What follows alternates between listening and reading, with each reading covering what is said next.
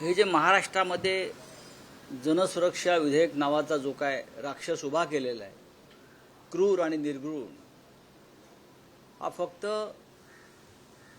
ज्या आदिवासी क्षेत्रात काम करणाऱ्या संघटना आहेत, जंगलात काम करणाऱ्या संघटना आहेत, दलित, शोषित, पीडित यांचा आवाज उठवणाऱ्या संघटना आहेत आणि त्यांना समर्थन देणारे जे प्रमुख सामाजिक कार्यकर्ते आहेत, त्यांना वेसण घालण्यासाठी किंवा त्यांना तुरुंगात डांबण्यासाठी हे जनसुरक्षा विधेयक आणलेलं आहे. साधारण 70च्या आसपास अशा संघटना महाराष्ट्रात काम करतात, जिथे सरकार पोचत नाही, जिथे फडणवीसांचं सरकार पोचत नाही, जिथे राष्ट्रीय स्वयंसेवक संघाचं ते का वनवासी डिपार्टमेंट आहे ना ते पोचत नाही, तिथे या संघटना पोचतात. ही पोटदुखी आहे. आणि मग या सगळ्यांना दहशतवादी, अर्बन नक्षलवादी वगैरे शहरी नक्षलवादी ठरवून त्यांच्यावर कारवाई करायच्या. एकेकाळी मिसा कायदा अशा प्रकारे आणला होता. मिसा आणीबाणीच्या दरम्यान मिसा, आणि मिसामुळे आणीबाणी बदनाम झाली.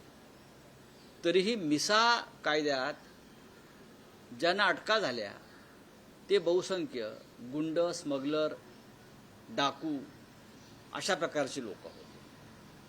टाळा आला, त्यातसुद्धा लहान लहान गुन्ह्यामध्ये टाळा लावून राजकीय कार्यकर्त्यांचं खच्चीकरण करण्यात आलं.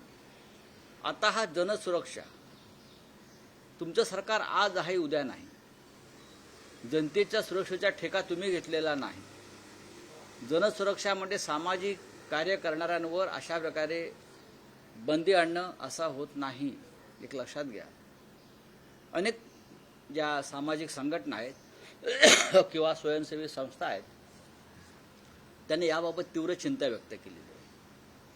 अशा प्रकारचं काम फक्त राष्ट्रीय स्वयंसेवक संघच करेल या भूमिकेतून हा कायदा देवेंद्र फडणवीस यांनी पाशवी बहुमताच्या जोरावरती मंजूर केलेला आहे. त्याने जरी मंजूर केला असला तरी विरोधी पक्ष असेल, आम्ही सगळे असू, या कायद्याला विरोध करत आहोत. आणि काल माननीय उद्धव ठाकरे यांनी स्पष्ट केलं की हा जनसुरक्षा कायदा नसून हा भाजपा सुरक्षा कायदा आहे.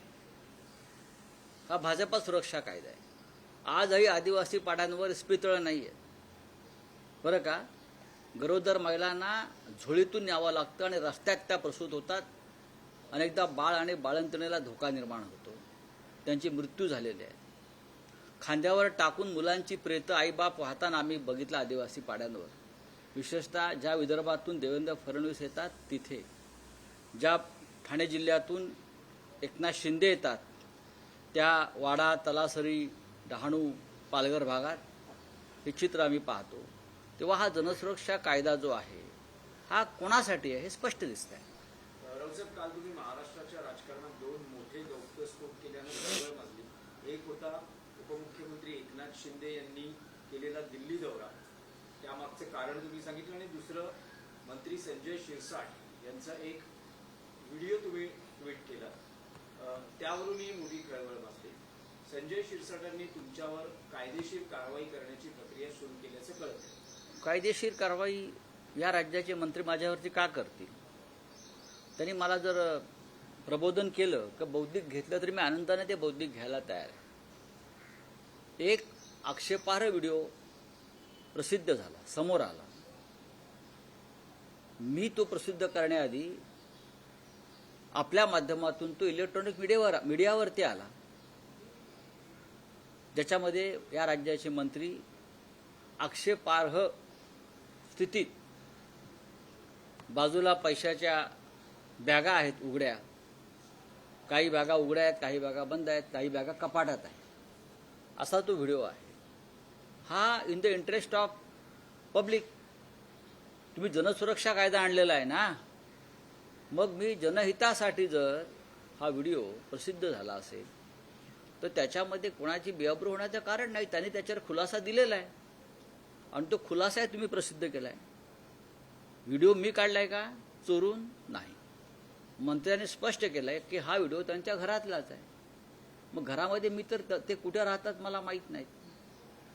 बघा, हे संजय शिरसाट जे आहेत हे एक अतिविशिष्ट व्यक्ती आहे. ते महात्मा आहेत, ते संत आहेत आणि त्यांच्या संतगिरीचे हे पुरावे जर कोणी समोर आणले असतील त्यांच्यापैकी, तर देवेंद्र फडणवीस यांनी आमच्यावर कारवाई करण्याला उत्तेजन देण्यापेक्षा या संपूर्ण प्रकाराची सखोल चौकशी केली पाहिजे, डीपली. ते करणार आहेत का? एक मंत्री आक्षेपार्ह अवस्थेत पैशाच्या बॅगांसह बसलेला आहे, सिगरेटचे झुरके मारत. हे का चित्र आमचं नाही आहे, चित्र या महाराष्ट्राची प्रतिमा आहे. या सरकारची प्रतिमा काय आहे हे त्या व्हिडिओतून दिसतं आहे. भारतीय जनता पक्षाच्या नेतृत्वाखाली म्हणजे फडणवीसांच्या नेतृत्वाखाली किती घटिया दर्जाचं सरकार चालवलं जात आहे हे गेल्या 2 दिवसात शिंदे गटाच्या 2 आमदारांनी दाखवून दिलं आणि एक मंत्र्यांनी दाखवून दिलं. त्याच्यावर देवेंद्र फडणवीस अजून बोलत का नाहीत? नैतिकता हा त्यांच्या राजकारणाचा पाया आहे. नैतिकतेच्या मुद्द्यावर भारतीय जनता पक्षाने संघाने आतापर्यंत काम केलं आहे. मग ही नैतिकता आता कुठे गेली? देशाचे प्रधानमंत्री नरेंद्र मोदी जनतेला नैतिकतेचे धडे देत असतात ना. मग तुम्ही प्रधानमंत्री मोदींचा तरी आदर्श पाळा आणि कालच्या प्रकरणामध्ये तुम्ही त्या गुन्हेगारांचा बचाव करू नका. अदखलपात्र गुन्हा, अटेम्प्ट टू मर्डर आहे आणि अदखलपात्र गुन्हा काय चाललंय यार? कोणता कायदा? जनसुरक्षा कायदा आणलाय ना. मग काय जनतेची सुरक्षा अशा प्रकारे करताय का तुम्ही? करू द्या ना कायदेशीर कारवाई. माझ्यावरती काय नवीन नाही, आमच्यावरती सामनाच्या संपादकांवरती कायदेशीर कारवाई हा प्रकार नवीन नाही. अशा प्रकारच्या अनेक नोटिसा आम्हाला येत असतात, सर्वच पत्रकारांना संपादकांना येत असतात आणि आम्ही in the interest of nation आणि स्टेट हे खटले आम्ही लढत असतो. संजय शिरसाट असं म्हणतात की घरातल्या जवळच्या व्यक्तीने हा व्हिडिओ पाहिलेला आहे, तसंच तुमच्यावर देखील त्यांनी जबरी टीका केलेली आहे की करू द्या ना. हे बघा, असं कोणाचे दलाल आहेत? कोणाचे दलाल आहेत? राजकीय हा, असतील ना, ठीक आहे. पण राऊतसाहेब, त्यावर त्यांचं असं म्हणणं आहे की ती माझी कपड्यांची बॅग आहे आणि बघा. त्यात कपडे होते. मी ह्याच्यावरती का खुलासा देऊ? माझ्यासमोर मी विरोधी पक्षाचा नेता आहे, लक्षात घ्या. मी या सरकारचा दलाल नाही आहे. मी विरोधी पक्षाचा नेता आहे. मी संसद सदस्य आहे, राज्यसभा सदस्य आहे गेल्या 25 वर्षापासून. मी पक्षाचा नेता आहे, मी पत्रकार आहे. आम्ही अशा प्रकारच्या बातम्या किंवा पुरावे दडून ठेवायचे का तुम्हाला वाचवण्यासाठी? कपड्याची बॅग असेल तर उडून दाखवा. जी उघडलेली होती त्यात दिसतंय काय आहे ते. माझं संजय शिरसाट यांच्याशी व्यक्तिगत भांडण नाही. जे समोर आलं ते दाखवणं हे माझं पत्रकार म्हणून आणि विरोधी पक्षाचा नेता म्हणून माझं कर्तव्य आहे आणि हा अधिकार मला संविधानाने दिलेला आहे. नाही, पण त्यांचं असंही म्हणणं आहे, त्यांचं काही म्हणणं असेल, मी काय त्यांच्या म्हणण्यात पडू? शिंदेचा दौरा असेल ज्यावर तुम्ही भाष्य केलं, संजय शिरसाटांचं प्रकरण असेल त्यावर तुम्ही म्हणालात, गायकवाडांचं प्रकरण असेल त्यावर तुम्ही म्हणालात. त्यांचं असं म्हणणं आहे की संजय राऊत यांचं डोकं ठिकाणावर नाही आणि त्यांना संताजी धनाजी जसे मुघलांना पाण्यात दिसायचे, त्यांच्या घोड्यांना पाण्यात दिसायचे, तसे राऊत आणि उभाटाला शिंदे आणि त्यांचे जे सगळे नेते आहेत ते पाण्यात दिसतात म्हणून ते वारंवार टीका. नाही बघा, गद्दारांच्या विरुद्ध आम्ही संघर्ष सुरूच केलेला आहे ना. हे जे मोगल आहेत, हे मोगल कोण आहेत? एकनाथ शिंदे किंवा हे जे आता कोण आहेत त्यांच्याबरोबरचे, हे मोगलच आहेत ज्याने महाराष्ट्राच्या अस्मितेवर आक्रमण केलं होतं, पडझड केली होती. शिवरायांचं स्वराज्याचं स्वप्न उद्ध्वस्त करण्याचा प्रयत्न केला होता. त्या मोगलांचे वंशज आहेत ते सगळे. त्याच्यामुळे त्यांनी मला इतिहास शिकवू नये, अजिबात शिकवू नये. आणि दुसरं असं आहे की हो ते आम्हाला पाण्यात दिसतात, आम्ही त्यांना पाण्यात पाहतो. काय करणार? आमचं शत्रुत्व या टोकाचं आहे, आम्ही त्यांना पाण्यात पाहतो. काय करणार बोला? आणि आम्ही तुम्हाला पाण्यात गाडू, पुढे बोला. मी नाकारतोय का? आम्ही तुम्हाला पाण्यात पाहतो, तुम्ही बरोबर बोलताय. ते आम्हाला पाण्यात पाहतात, आम्ही त्यांना पाण्यात पाहतो. जे जे या महाराष्ट्राचे शत्रू आहेत, जे जे दिल्लीचे चपराशी आणि दलाल आहेत, त्यांना आम्ही पाण्यात पाहतो, पाण्यात पाहणार आणि तुम्हाला पाण्याच्या तळाशी नेणार. हा माझा शब्द आहे. रावसाहेब, आणखी एक विषय होता की काल विधानसभेमध्ये चर्चा करताना धार्मिक स्थळावरील भोंग्यांबाबत मुख्यमंत्र्यांनी भूमिका स्पष्ट केली आणि जवळपास बहुतांश भोंगे हे हटवण्यात आले आहेत अशी त्यांनी भूमिका मांडली. त्यावर आदित्य ठाकरे यांनी मुख्यमंत्र्यांचं स्वागत केलं. त्यावर एनसीपी अजित पवार गटाचे आमदार माजी मंत्री अनिल पाटील असं म्हणाले की 10च्या भोंग्यावर कधी कारवाई करणार. त्यावर मुख्यमंत्र्यांचं असं म्हणणं होतं की आतापर्यंत ध्वनी प्रदूषणाअंतर्गत कायद्याअंतर्गत कारवाई करण्याची मुभा आहे किंवा तसा अधिकार आहे. अजूनही वैचारिक प्रदूषणावर कारवाई करण्याचा कायदा झालेला नाही असं ते का म्हणाले स्पष्ट तो कर. तुम्हाला टोला असल्याचं. मग अशी जर कारवाई असेल तर आधी तुमच्यावर केली पाहिजे सगळ्यांवर. बरोबर ना. तुम्ही सगळे मीडियाचे लोक ही तुमच्यावरही बंधनं येणार आहेत जनसुरक्षा कायद्यानुसार ती हीच आहे. लक्षात घ्या. जनसुरक्षा कायदा कशा करता आणला की तुमच्यासारख्या पत्रकारांनी विरोधी पक्ष नेत्यांचं म्हणणं लोकांपर्यंत पोहोचवू नये यासाठी जनसुरक्षा कायदा आणलाय. मला बोलण्याचा अधिकार दिलाय संविधानानं. तुम्ही मला प्रश्न विचारताय पत्रकार म्हणून, मी तुम्हाला उत्तर देतोय, उत्तर परखडपणे देतो आहे आणि सरकारचं वस्त्रहरण होत आहे याची चिंता फडणवीस सरकारमधल्या गद्दार आमदारांना मंत्र्यांना होणार, टोचणार. आणि मला असं वाटतं जेव्हा त्यांना टोचतं तेव्हा हा जनतेचा आवाज बुलंद झाल्याचं ही भूमिका जी मी मांडतो ती योग्य आहे असं मी समजतो. करा ना भोंगा बंद. भोंग्याचा अर्थ समजून घ्या. भोंगा हा इशारा देण्यासाठी असतो किंवा युद्ध सुरू होतं तेव्हा भोंगे वाजतात. पूर्वी गिरणी कामगारांना कामावर जाण्यासाठी कर्तव्यावर जाण्यासाठी भोंगे वाजायचे. हे ह्या लोकांना माहीत नाही भोंगे का वाजतात ते. कळलं. आणि भोंगे माणसाला सावध करण्यासाठी झोपेतून जागा करण्यासाठी भोंगे वाजवले जातात जगभरामध्ये. पण हे सगळे रिकाम्या डोक्याचे मंत्री बरं का, ही मडकी करवंट्या आहेत त्या रिकाम्या करवंट्या या सरकारमध्ये आहेत फडणवीसांच्या. आणि फडणवीस राज्यावर राज्य करतायत. त्यामुळे काय चाललंय महाराष्ट्रात आपण पाहत आहे. रावसाहेब, ईडीला आतापर्यंत सर्वोच्च न्यायालयानं अनेक फटका आणलेला आहे. त्यांची कारवाई करण्याची पद्धत असेल किंवा एकूण त्यांची कार्यपद्धती असेल. आता आणखी एक प्रकरण समोर येते की महाराष्ट्र सहकारी बँक घोटाळा प्रकरणात रोहित पवारांविरोधात पुरवणी चार्जशीटमध्ये त्यांचं नाव टाकण्यात आलेलं आहे आणि बारामती अॅग्रो कंपनीच्या माध्यमातून घोटाळा झाल्याचं ईडीचं म्हणणं आहे. असं ईडीचं म्हणणं आहे. ईडीचं म्हणणं आहे म्हणजे हे फडणवीसांचं म्हणणं आहे. ईडी त्याशिवाय कारवाई करणार नाही. ईडीकडे आम्ही 100 प्रकरणं पाठवली आतापर्यंत भ्रष्टाचाराची. किमान 100 प्रकरणं मी पाठवलेली आहेत भ्रष्टाचाराची. काय केलं ईडीने? जे मंत्री आहेत फडणवीस मंत्रिमंडळात, जे आमदार आहेत ज्यांच्यावरती ईडीच्या कारवाया सुरू होत्या आणि आहेत किंवा होणार होत्या त्यांच्यावरती अजून आरोपपत्र किंवा पुरवणी आरोपपत्र का दाखल झालं नाही? आमच्यासारख्या लोकांवरती किंवा रोहित पवारांवरती ही आरोपपत्र दाखल होतात आणि डोक्यावर टांगते तलवार ठेवली जाते. पण आम्ही सगळे जे आहोत हे लढणारे लोक आहोत. आम्ही घाबरत नाही. नरकातला स्वर्ग वाचा मग कळेल ईडी काय आहे ते. रावसाहेब, आणखी एक प्रश्न की महाराष्ट्रासाठी अभिमानास्पद बाब आहे की छत्रपती शिवरायांचे 12 गडकिल्ले हे आता युनेस्कोच्या यादीमध्ये वारसा यादीमध्ये आलेले आहेत. त्याबद्दल मी या सरकारचं अभिनंदन करतो. राज्याचे मुख्यमंत्री देवेंद्र फडणवीस, या राज्याचे सांस्कृतिक मंत्री आमचे मित्र आशिष शेलार, या दोन्ही नेत्यांचं मी यासाठी स्वागत करतो की यांच्या प्रयत्नामुळं पाठपुराव्यामुळं आपल्या ऐतिहासिक छत्रपती शिवाजी महाराजांचे गडकिल्ले हे युनेस्कोच्या यादीमध्ये आले. आता उत्तम प्रकारे पर्यटकांना तिथे आकर्षित केलं पाहिजे. आणि ज्याला तुम्ही त्या परदेशात जाऊन पहा ऐतिहासिक किल्ल्यांची कशी निगा राखली जाते.